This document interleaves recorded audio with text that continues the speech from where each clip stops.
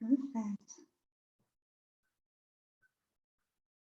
Let's just give a few moments for folks to join us, and then we will get on started on things.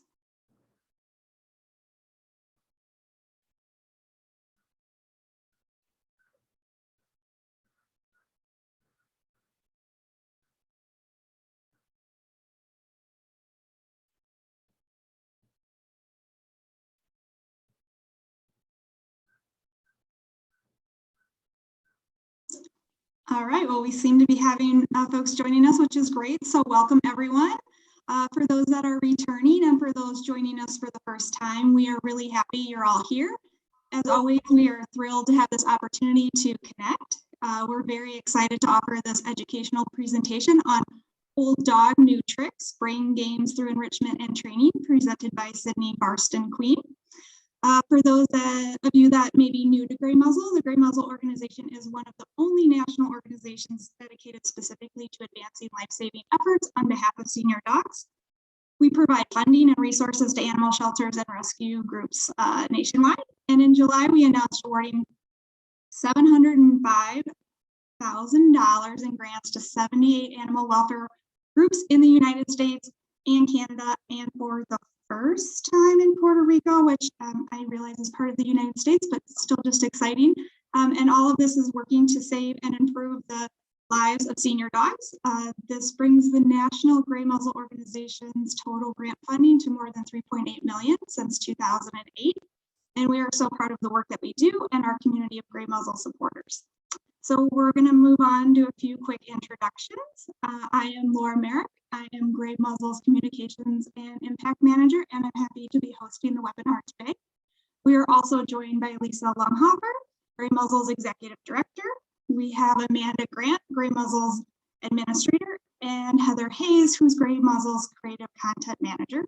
And of course, I'm happy to have this chance to introduce you to our very special guest presenter, Sydney Barston Queen. Sydney began her career in animal welfare at a local shelter in 2014 in adoptions, operations, and behavior, later joining the ASPCA's behavioral sciences team in 2019. She has her master's in international animal welfare, ethics, and law, as well as her certified professional dog trainer certification. Through her work in shelters, she quickly became fascinated with animal behavior and finding effective ways to maintain and or improve an animal's mental well-being through behavior modification and enrichment in an awful stressful shelter environment. She's also passionate about integrative care and working with medical challenges or special needs to ensure animals' behavioral well-being is balanced alongside medical well-being. Sydney also enjoys helping pet guardians of both dogs and horses outside of the shelter world through her own behavioral consulting and training business, Simpatico Animal Behavior LLC. Much of her work involves providing behavior modification, enrichment, and creative problem solving for dogs of all backgrounds and ages. Sydney enjoys strengthening the human-animal bond by helping pet guardians to develop a more thorough understanding of their animal's behavior and providing them with practical solutions to modify problem behaviors and meet their pets' ever-changing needs. So just quickly before we start, we will have an answer and question segment at the end. So please submit your questions as they come up via the Q&A area in Zoom, and we will also be monitoring the comments for those joining us on Facebook Live. If you have any questions that are not addressed or come out after the presentation, please let us know and we'll be sure that they reach Sydney. And so now I'm very honored to pass the virtual floor over to Sydney to share with us Old Dog New Tricks, Brain Games through Enrichment and Training. Thank you so much. I am going to take just a second to share my screen for you all. All right, so it's great to be here today. Thank you again so much for putting this on, grey-muzzle. And today we are going to go through some of the building blocks that you will need to get started with more enrichment and training, as well as some things to keep an eye out for along the way. And then we will also talk about some different options for enrichment and training with some different modification recommendations to suit different dogs' needs. And then we'll close out with a Q&A section like Laura mentioned. So why brain games and why are they important? Contrary to the old saying that you've probably heard, you absolutely can teach your old dog new tricks. And in fact, I would highly encourage it. Playing brain games with your dog through things like enrichment and some gentle training exercises has so many benefits. It can improve strength and mobility. It can help with coordination. It's very mentally stimulating, which is always important. It's great for relationship building. Even if you already have a really wonderful relationship with your dog, it can just continue to make things even better. And it's really fun, which is also important. And as dogs age, they probably won't be able to continue taking those long hikes that maybe we're used to doing with them. But enrichment and training, or in other words, the mental and physical exercise that we give them, doesn't have to stop just because your dog is getting older. There are so many ways to provide these things for your senior dog. We might just have to make certain modifications and pay attention to different things to enable them to be successful and still have a good time. And I just want to call out that you'll probably hear me say many times throughout this webinar that you should mix things up. Senior dogs, and honestly, all dogs really, tend to get very acclimated to routine. And while routine isn't necessarily a bad thing at all, many dogs benefit from having some predictability in their environment. Variety is also good. So you don't have to flip their world upside down, but mix up what you do so that you don't have multiple days in a row where you're doing the same thing.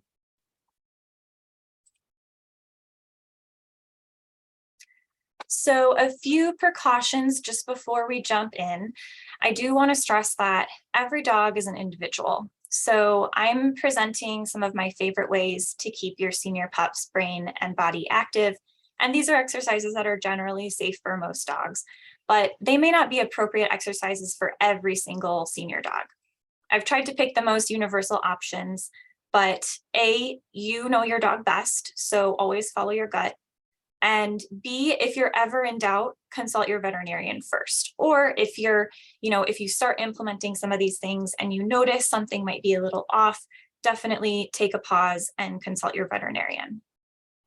Also, while some dogs might benefit from physical therapy as they age, whether it's just for some maintenance or maybe to rehab them from an injury, I also want to stress that these exercises today are not a substitute for physical therapy.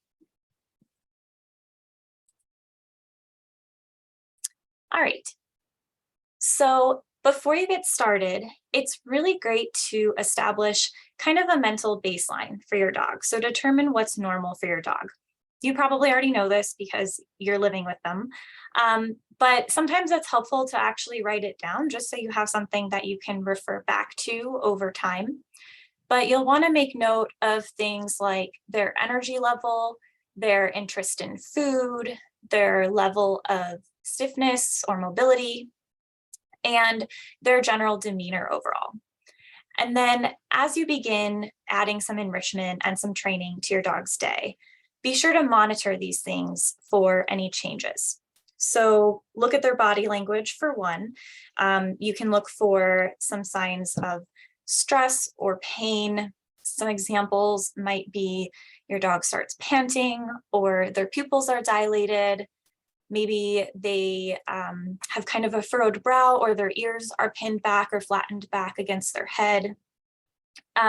These are just a few examples. It's with body language, of course, it's critical to always look at the whole picture, not just one body part in order to discern how your dog is feeling.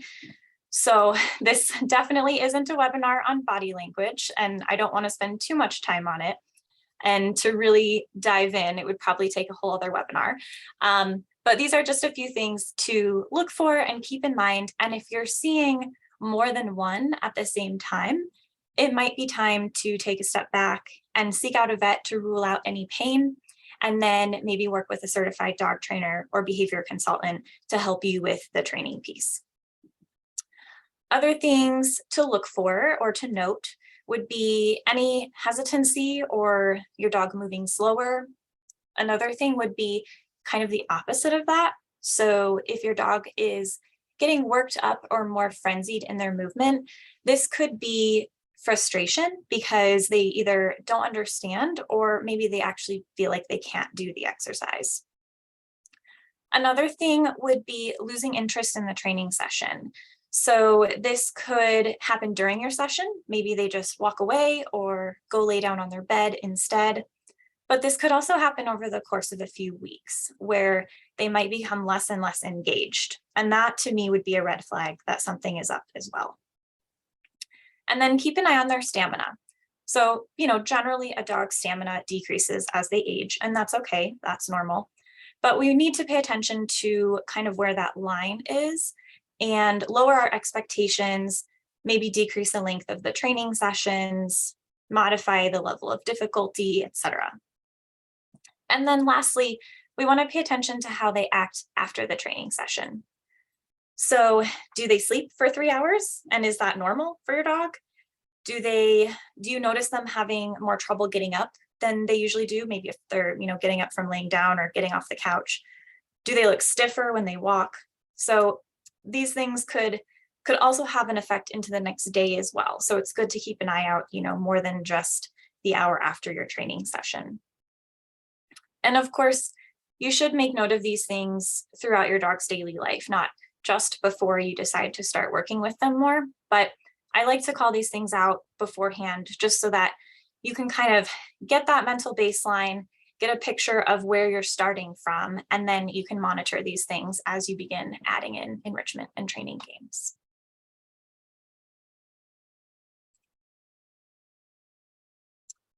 And another thing to consider is adding some traction. So traction is often critical for dogs. Despite, doing your best to keep their nails short and keep the hair trimmed between their pads, which is also helpful, we often still need to add traction. Like I said previously, dogs, as they age, their mobility inherently decreases.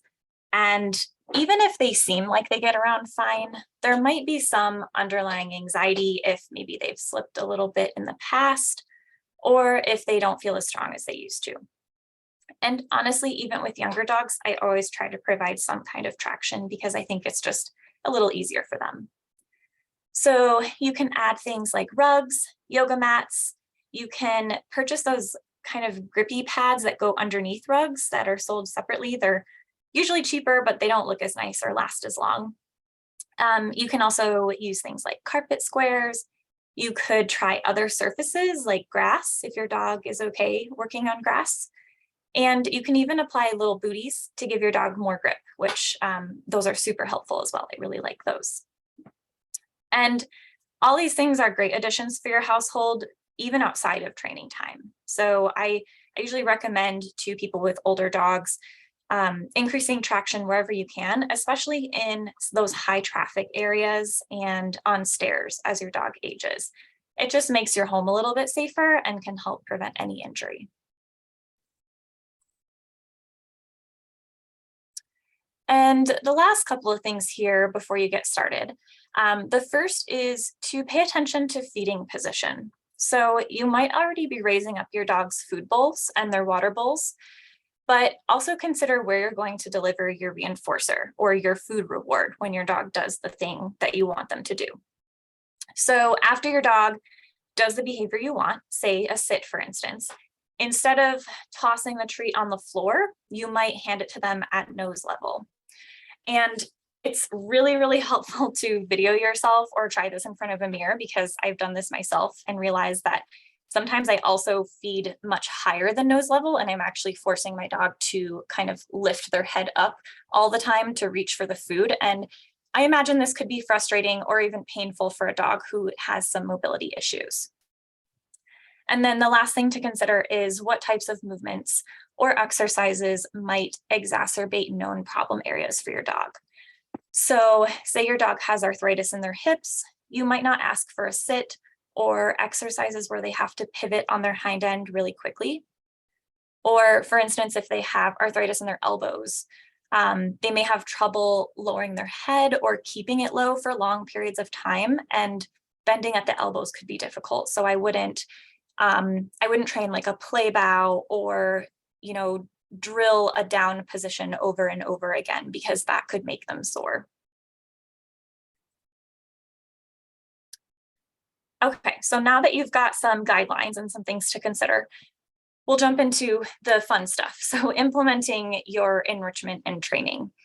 And enrichment is so, so important. We are not limited to only physical activity to exercise our dogs. We can also exercise their brains. And providing enrichment items gives our dog a chance to really use and stimulate their bodies and their brains, and provides that outlet for species typical behaviors like sniffing and foraging, and even, dissecting things with their mouth and their paws. This is also really great on days when you're too busy to do a training session, or if it's rainy out and you can't go for a walk or let them lounge outside in the sun. And often I actually recommend that owners replace some of their dog's meals with enrichment items or puzzle toys as just a regular thing, because again, it adds some variety to their day. We tend to get into really predictable patterns for feeding time. And, we always feed at a certain time. It's usually in the same bowl. It's usually kind of a boring bowl, and it's the same food. And of course, I don't recommend switching up their food for health reasons, but rotating between a bowl and things like a puzzle feeder or some of the DIY enrichment that I'll talk about next can really help spice things up a little bit. And again, this is also really important for keeping your senior dog's brain sharp. So this slide has some examples of store-bought puzzle feeders. The top one you're probably all familiar with is a Kong, the top left. So this you can stuff full of their kibble or any kind of dog safe food really, and you can seal it off with spray cheese or peanut butter or yogurt. And you can even freeze it to make it last longer when you give it to your dog. And then next to that in the top right, there's a Kong wobbler, which is the same shape, but it's a little bigger, and it has a weighted bottom. And so you actually unscrew it and you fill it with their kibble, and the dog has to bat it around and a couple pieces will come out at a time. Then below that, the big blue circular thing is a slow feeder bowl, which just kind of slows the dog down as they're eating. And then the two photos on the bottom are examples of different types of puzzle toys that are a little more challenging. They do usually sell different levels of difficulty, but essentially you put a few pieces of kibble in each of the little cubby holes, and your dog has to kind of move pieces around and navigate through that in order to get the food. Sometimes these things can be expensive. I do like to throw that out there, but they are a great investment for a dog truly of any age. If your dog requires a raised food bowl or water bowl, you can still use a lot of these oftentimes. The ones that lay flat on the ground, you can usually just prop up on top of a food or water stand or a cardboard box or something like that. And that way they don't have to lower their head as much. And I just want to note that with enrichment, I always recommend that owners supervise their dogs when giving any type of enrichment. And if you have multiple dogs, I recommend separating them while they're engaging with the enrichment items, just to prevent any resource guarding or anything like that. So you could separate them via baby gate, a crate, or just put them in different rooms as well. That usually works fine. And this is some DIY enrichment. So do-it-yourself enrichment is my favorite because you can change it up way more frequently unless you want to buy 20 different puzzle feeders.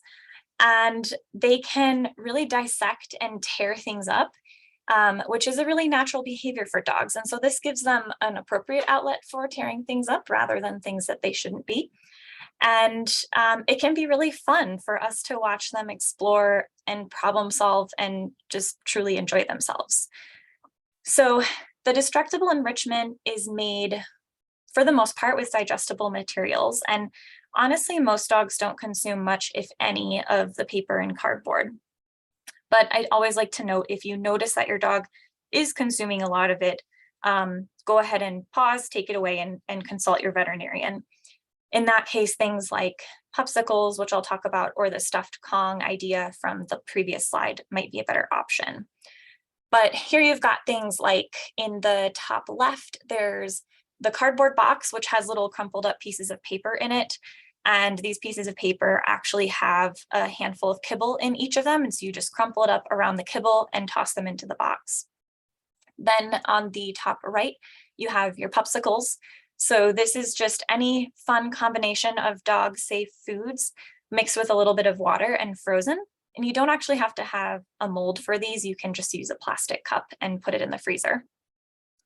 And then below that, you'll see there's the egg carton. These are really great to use either open for an easier version or closed as your dog gets more familiar with this whole concept. And next to that, you'll see a toilet paper roll. It's a great way to reuse all those toilet paper rolls or paper towel rolls. You just fold over one end and put some kibble in and fold over the other end. You can even, you can cut some holes in it as well to make it a little easier for the dog if they need an easier version. And then on the bottom left, there's a cardboard box that again just has some kibble sprinkled in the bottom and paper towel or toilet paper rolls stacked up inside of it. So the dog has to learn to pull them out to get to the food. And then the last one is just a muffin tin. And so you can sprinkle some kibble in there. You can give it to them open faced as an easier version, or you can put tennis balls on top or even crumpled up pieces of paper if you don't have tennis balls to access. And those are all really great ways to encourage that foraging. And again, do separate your dogs and be sure to supervise them when they're engaging with enrichment items. So as I mentioned, I personally get a lot of enjoyment out of watching dogs be dogs and problem solve. So here's a little compilation of some other DIY enrichment. Some of it is stuff that I've already talked about, and some of it might be new. So hopefully this will give you some fun ideas as well.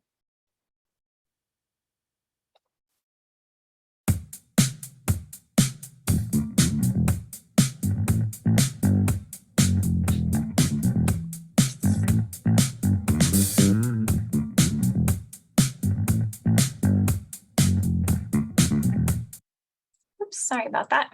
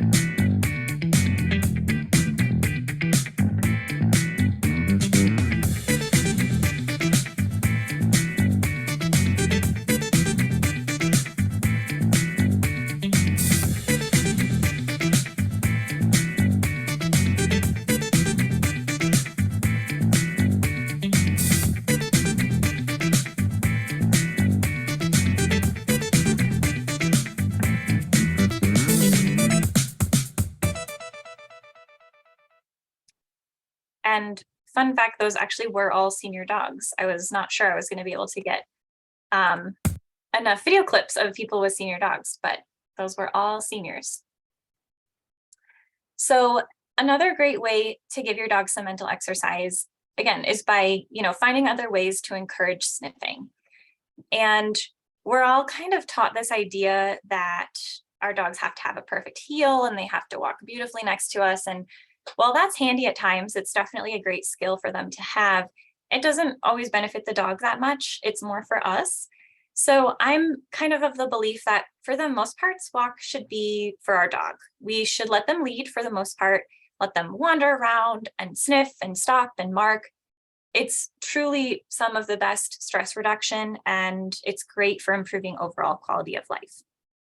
So if you're used to going on super long walks with your dog and you're noticing that maybe they aren't able to sustain this anymore, you can shorten the distance of your walks, but let them sniff around more. So a lot of times you'll end up spending close to the same amount of time out and about, but they're not having to cover as much ground and they're getting to sniff more. And I promise you, this will still tire them out. And other things you can do are try going during cooler times of the day and try to keep it really interesting. Again, take different routes, mix it up.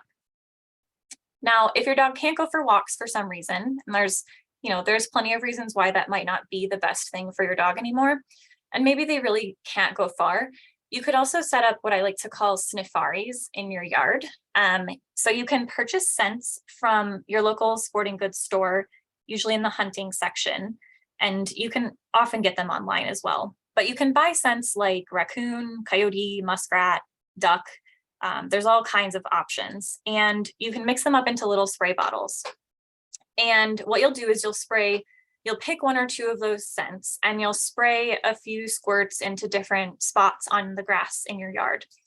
And you can put your dog on a leash or a long line if you don't have a fence. I love long lines because it gives them a little more freedom of movement.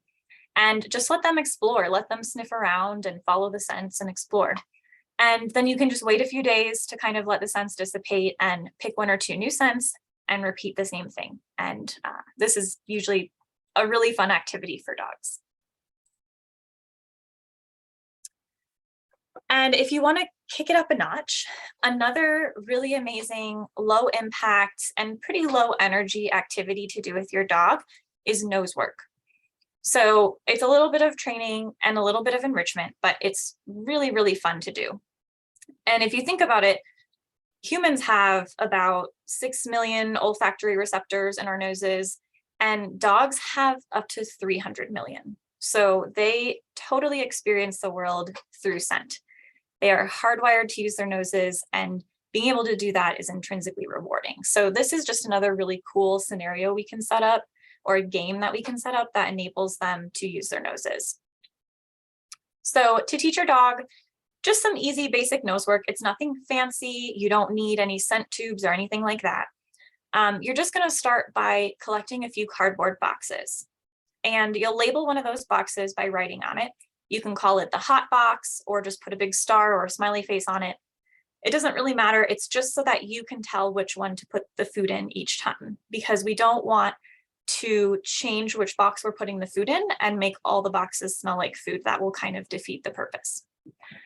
And then you're going to take tiny food rewards. So in all the exercises I'm going to talk about today, we're talking, pinky fingernail sized food rewards. So you're not using really big, huge treats or anything like that. You can use cut up cheese, chicken, hot dogs, or even if you prefer to buy treats, there's a lot of small training treats that you can buy as well. So you'll get those ready. You'll put your dog behind a baby gate or in another room, just somewhere where they can't see you ideally. And you're going to take your hot box and one other box, and you'll put 2 to 3 pieces of your food in a corner of the hot box, and only that box. Then you'll put both the boxes on the floor, a foot or two apart from each other, and you'll let your dog into the room, and you can cue them to search. So you can just say search, and you'll give your dog a few seconds to see if they start sniffing around. They probably will, but if they don't, you can always just say search again and kind of tap on the boxes to kind of guide their attention to the boxes. And as they're sniffing around, as soon as they put their nose into the hot box, then you'll say yes or good. You'll let them know that they did the right thing, and then you'll move in to give them a few pieces of food from your treat bag. And while you're giving them that food, you can pick up the hot box and the other boxes to kind of prepare to reset. It's totally okay if your dog eats some of the food that you put in the hot box, but coming in and feeding them a separate treat while you take the box away rewards them for finding it. So we don't want them to find the thing that we asked them to search for and then immediately take it away. That's not very reinforcing for them. So feeding them that separate treat while you take the box away reinforces that they did the right thing, and it enables you to kind of trade out and prevent any resource guarding.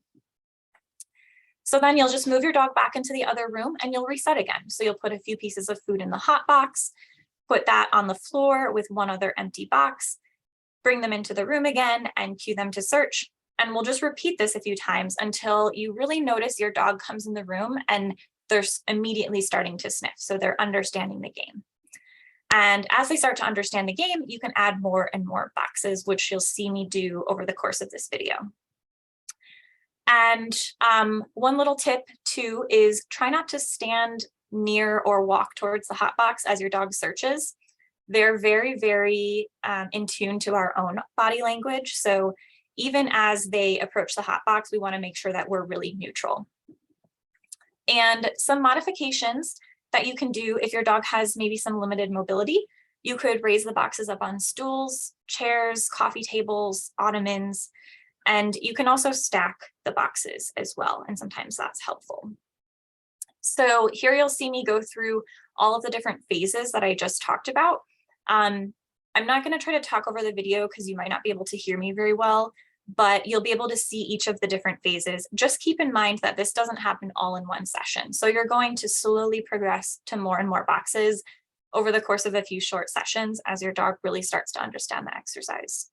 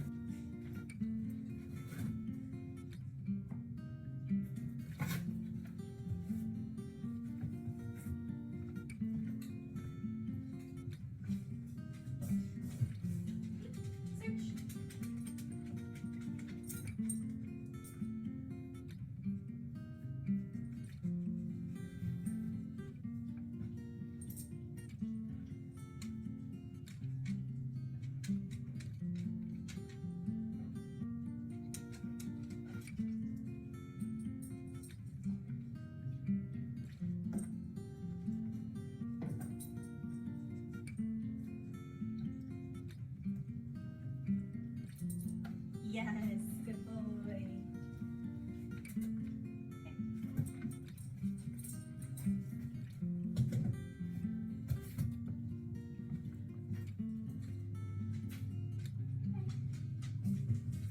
Search.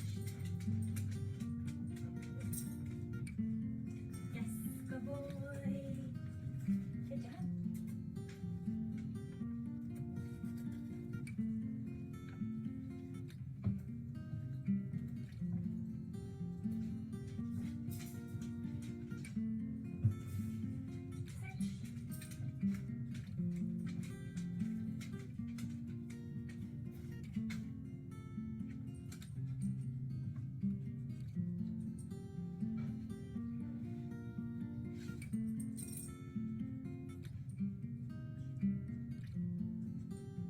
Yes, good boy. Good job, buddy.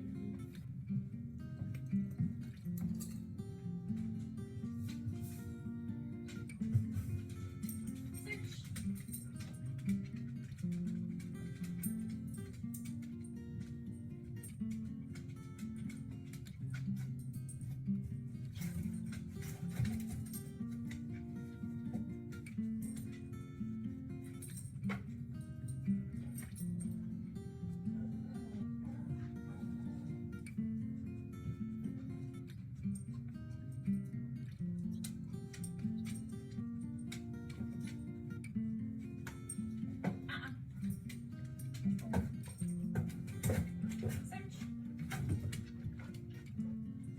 So I just want to add that right there, he was getting a little bit frustrated. So that's where, if you notice they're stopping searching, you can re-cue them to search and then just tap one of the boxes.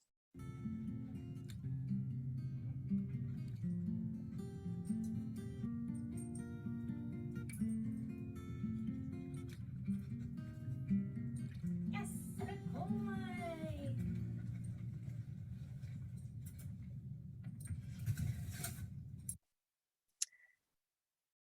And one other quick thing to note is that if you're trying to start this and you're noticing that your dog is having trouble eating out of the box, some dogs, it's a little scary to put their face in a box. They just don't want to do it. So before you start this, you can just get them used to the idea of sniffing around in a box or eating a piece of food out of a box. So what you'll do is you'll just toss a few treats into your hot box or whatever box you've labeled. And you'll do it in the same room with your dog, so they're watching you. And then you can set that box on the floor and just let them eat out of it.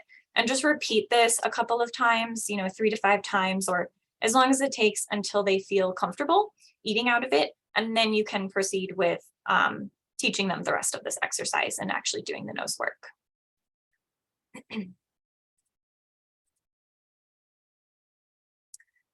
So another fun scent game is the cup game. And I personally think this is a little harder than nose work for some dogs for whatever reason, but then some seem to pick up on it really fast. So what you'll do is you'll take 3 plastic cups and you'll punch a single hole in the top of the cup about the diameter of a pencil. And start with just 1 cup to begin with. So you'll put 1 cup out and let your dog watch you hide a treat under one of the cups. So you'll be placing the cup upside down. And then you'll say, okay, and let them sniff around and knock over the cup with their nose or their paw to get the treat from underneath. So you'll do this a couple of times. And after a few repetitions, once you feel like your dog really is getting it, then you can put all 3 cups out. So you'll let your dog, again, watch you hide a treat under just 1 of the 3 cups. And then you'll tell them, okay, and let them kind of sniff around and knock over the cup. And then from there, to make it a little harder, if you feel like they're getting really good at this and they're feeling confident, you can place a treat under one of the cups and then you can kind of slide the cups around to mix up the order. And then your dog will really have to sniff to figure out which one has the treat. And again, some modifications that you can add to this exercise, you can add more holes to the top to make it a little easier to smell. And you can also place the cups up on a raised stand. If you have a food or water bowl stand that you use, you could just put a piece of wood or cardboard over the top and put the cups on top if your dog is tall enough. You could also use a cardboard box. You could use a low coffee table perhaps, or even do it, I've seen people do them just on a bottom stair of a staircase and then have your dog standing on the floor. And that way the cups are raised up a little bit higher. So this is a video of a little dog named Lucy. She's technically not a senior yet. She's, I think, only 6, but she had a spinal surgery recently. And so she needs some other activities to keep her brain engaged.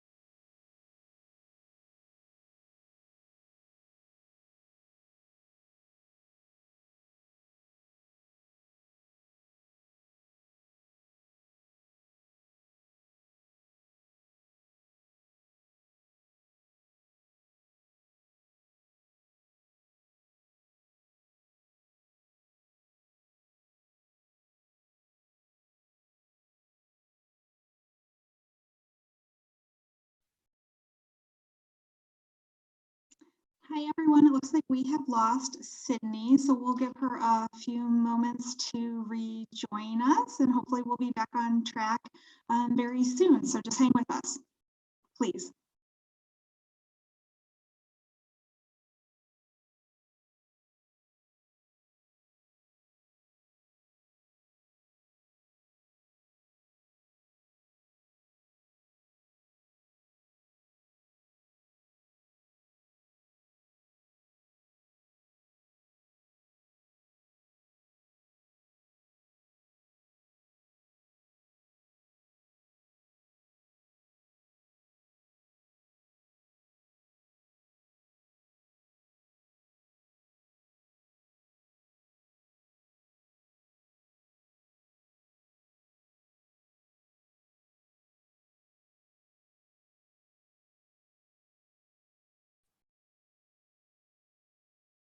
Hello, I'm so sorry about that, but I'm back.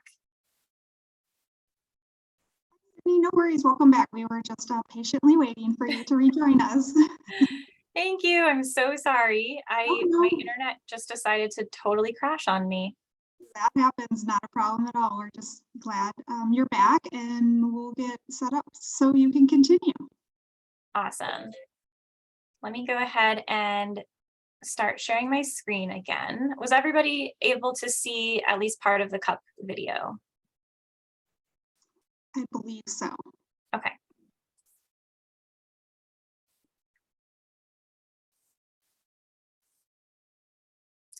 All right, hopefully you can see my screen now. We can. All right. Okay, so hopefully we'll have no more technical difficulties. So moving on to some more training exercises. So a lot of the previous exercises were a little bit more enrichment based, getting into dogs using their noses. So now these will be some gentle, fun training exercises that you can also do with your dog. There are tons of useful skills you can teach your dog. There's sit, down, stay, leave it. There's a million other things. And there's so many fun tricks you can teach them too. So it was very hard to choose, I must admit. And I just picked a few that I felt like were relatively easy to teach in a webinar setting, because it is a little challenging when you're not able to see live demos. And I also tried to pick exercises that aren't super strenuous on a dog as well. So we're going to start with probably the most common behavior, which is a sit. But I'm starting with a sit because while I know most of you have probably already taught your dogs how to do this, I want to use it as giving you kind of a basic framework of how you would teach a new behavior. So this is how you can teach many new behaviors. You just kind of apply the same general principles to that. So first, you're going to choose your marker word or your bridge signal. So this is basically any word that you want it to be, but it should be something that you don't say to your dog all the time.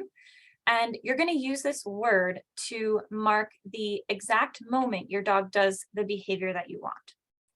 So this enables us to be super precise and prevents us from frustrating our dog or accidentally teaching them the wrong thing. Because if we didn't mark the right moment with a word, and we tried to just get the food to their mouth in the exact moment they did the right thing, we would pretty much always be late, because that's just the nature of the game. We would never be able to do it on time. So you're going to mark with a yes or good or whatever word you like, and then you can take the next couple of seconds to deliver the food reward. So then over time, your dog is learning that the marker word means you did it, you did the right thing, and your food reward or your treat is on the way. Second, we want to make sure that we find a good surface that our dog is comfortable with. So a surface that has some traction. You'll notice in the next video, I'm actually using a yoga mat. And from there, we can start to teach the new behavior. So for a sit, we're going to lure the dog into a sit first. So using a small piece of food in your hand, you're going to put it in front of the dog's nose so they can smell it. And then you're going to move your hand up and slightly back to kind of draw their head up. And in turn, this will make their bum go down. So you're going to use your treat hand kind of like a magnet to the dog's nose. And the second their bum hits the ground, you're going to mark that behavior with yes and give them the treat. Now, if your dog doesn't get their bum all the way to the ground on the first try, that's totally fine. what you can do here is if they're having trouble, you can try and make it even a little easier. So try a few repetitions where they just have to kind of bend their back legs a little bit and shift their weight back, and you'll mark and reinforce for that behavior instead. And then you can try luring them all the way into the sit.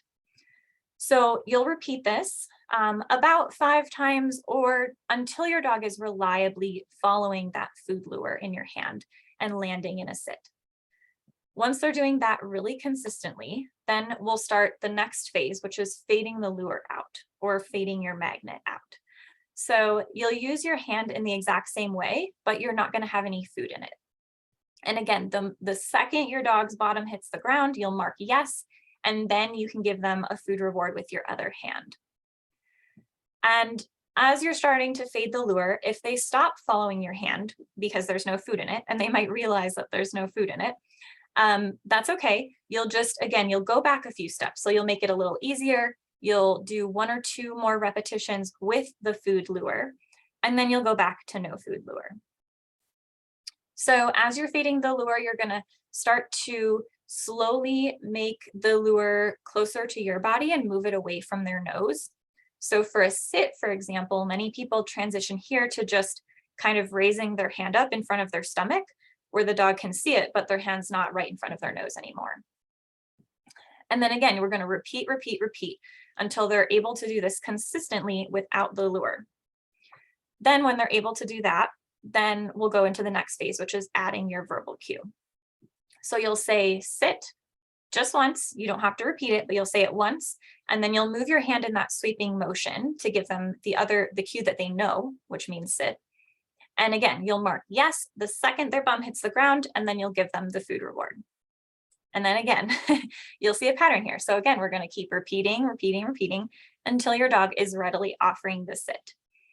And then from there, you can, if you want, you can even fade out your hand motion altogether because you've added in the verbal cue. So this is your framework, the general framework for teaching a new behavior to your dog. And some pointers: you want to make sure to keep your training session short, and then be mindful of all the things that I already talked about at the beginning. So try to really be cognizant of how your dog is acting and feeling, and make any modifications, or just pause and talk to your vet if you're unsure of what to do next.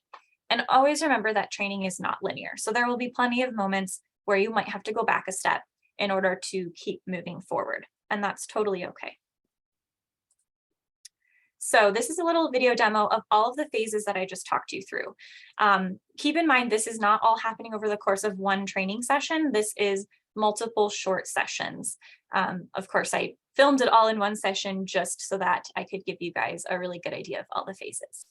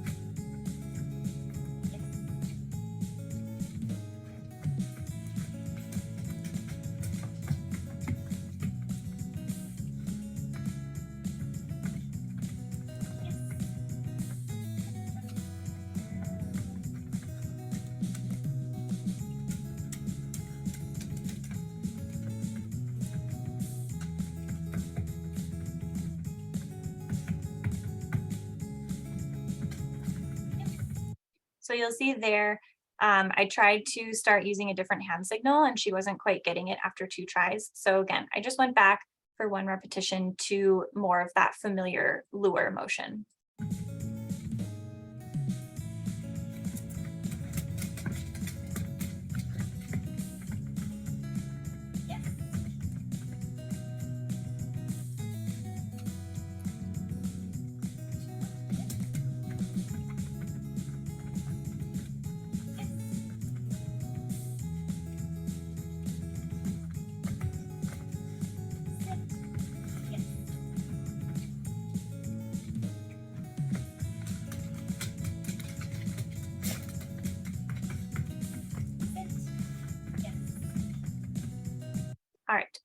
I'm going to cut that one a little short so that we can keep going and get through some of these other fun videos. Hopefully we will have enough time. So the next little trick is a peekaboo. So for this behavior, you're going to start with the food lure in your hand and position yourself so you're standing in front of your dog. You're going to stand with your legs a few feet apart, and you'll lure your dog through your legs from behind, kind of like you see in the still of this video. And once he's standing between your legs, you'll give him the food reward. The dog doesn't have to sit yet or at all. I usually just start getting them to move through the legs and remain standing because some dogs aren't too sure about being underneath us. So you repeat this a few times until your dog is readily following the lure through your legs. And then if your dog can comfortably sit, you can start luring their nose up into a sit, and you'll mark it with yes, again, just like in the previous video, the moment their bum touches the ground, and give them the food reward. You'll repeat this a few times until your dog is really solid with that. And then you'll start fading the lure out. So you'll make the same motion with your hand, kind of luring them through your legs and then moving your hand up so they sit, but you'll have no food in your hand. You'll mark and reinforce, and you'll do this until, again, they're very consistent at this phase. And you can start fading your lure more and more, making it less and less obvious. And then when your dog's feeling really confident about this, you can add your verbal cue. So you'll say peekaboo, and then you'll use your kind of modified hand motion to cue your dog to come through your legs and sit. And again, you'll keep marking with your yes every time they do the behavior, and then you will reward them. So we'll jump right into the video here so you can see a little bit of this in action.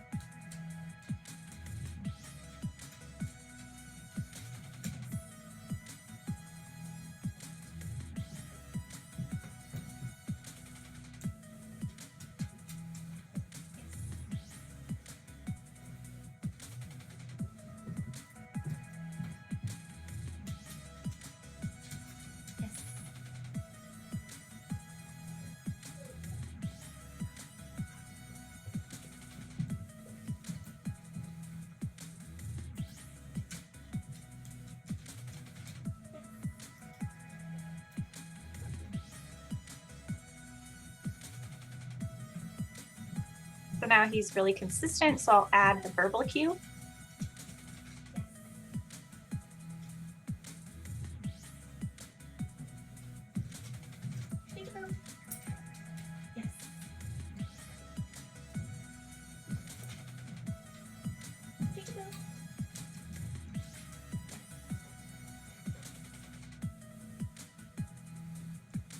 All right, and I'm cutting that one a little short too, just because I don't want to run out of time. But again, I'll provide my email if anybody has any questions about how to do any of these exercises. So the last one is teaching a touch. You can start teaching touch with a lure. This is basically where you put your hand out and the dog will touch their nose to your hand on cue. But I think it's actually easier if you even just skip the lure step for this exercise for most dogs.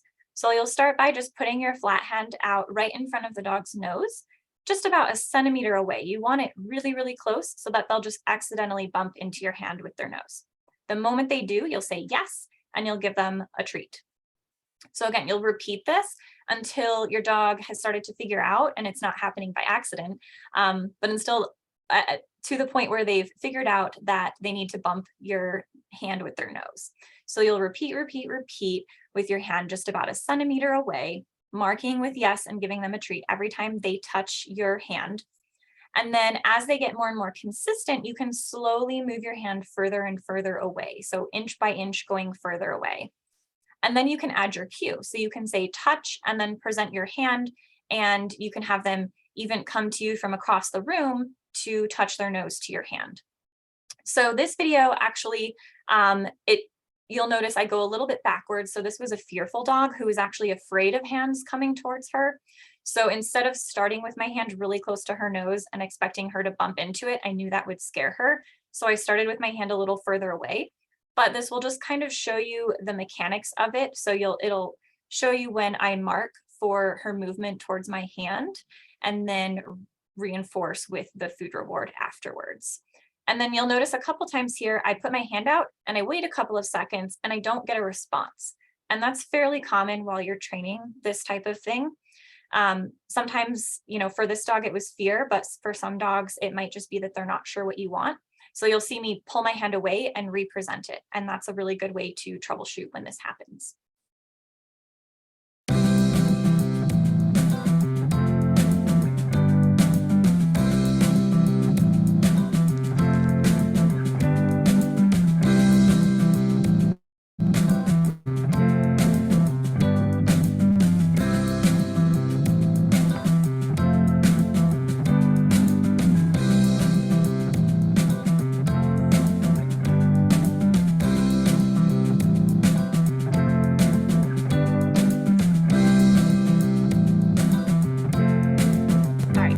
I won't play that full video because it's a lot of the same thing, but hopefully that gives you a decent idea of kind of what that exercise will look like as a dog starts to progress through the steps. So just a quick recap. I know we're running almost up to time, so I'll just kind of fly through this. Remember that, if you take anything away from today, I hope it's that the enrichment and training that you can provide for your older dog is so important, and it's great for keeping their minds and bodies stimulated. Remember to establish that baseline and then pay attention to any changes that occur from there. And remember, not all changes are bad. Dogs are going to change, but just try to be cognizant of these things. And then make sure you add traction. Be mindful of your feeding position with your dog, and it might be different for different dogs. Modify your exercise, your walks, and your training exercises as needed to suit your dog's needs. And don't forget that variety is the spice of life. So change out the enrichment and feeding routine, give them different opportunities to use their nose, do some of these gentle training exercises, and rotate through these things as you go so that ideally they don't have the same thing every single day, so that it's changed up every few days if possible. All right, that's a wrap. I'm going to pass it back to Laura to close us out, and maybe we have time for a couple of questions. Sydney, yes, thank you for that. We have a couple of questions. There is one from a Barbara, and she is asking, my dog has 3 teeth and digestive issues. The only treat I have been using with him is a small piece of fresh white bread. His food is an icky smelling pate. He's not very excited about either of these. Do you have any suggestions for what could be used as a treat? Yes, that's such a great question. And I'm so glad you asked that because I should have included that. So what I like to do with dogs who need a wet or a soft food like that is you can buy squeeze tubes that you can put the pate in. I know it doesn't always smell great, but you can actually put their pate food into this squeeze tube, or you can even buy, they're like camping tubes. You can get them in the camping section. And it actually enables you to just squeeze out a little bit of the food at a time and your dog can lick it. They also make licky sticks that are like flavored. They almost kind of look like flavored little popsicle sticks that you can use for dogs who can't chew as easily as well. Those are excellent recommendations. Thank you. And then we had one other question. And they said that the 3-cup exercise was cut short and frozen. Was there more to it? Oh, yes, that's a great question. I can actually send that link out to come with some of the follow-up materials if that would be helpful. But essentially that was pretty much it. So you start with 1 cup and teach your dog the concept of just sniffing and knocking over the cup to get the food reward that's underneath. And then as they get really good at that, you'll put 3 cups out and you'll hide food under only one of those 3 cups. And so the idea is that they kind of have to sniff around and figure out which cup it's under and then knock over that cup. Excellent. We don't have any other questions, but I know you gave us such a wealth of information to process, so I'm sure there will be other ones that are coming up in the future.